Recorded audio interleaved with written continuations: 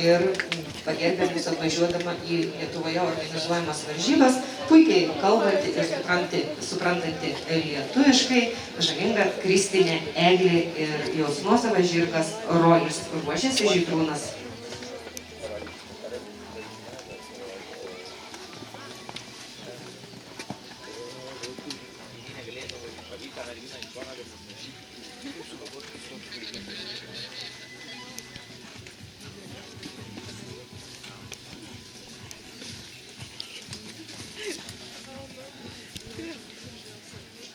Jau ir manį, kad ta paslaptingai labai kalba. Kad nieks neišgirstų iš tą, įdom pasidaro tokį dalyką. Paklausys.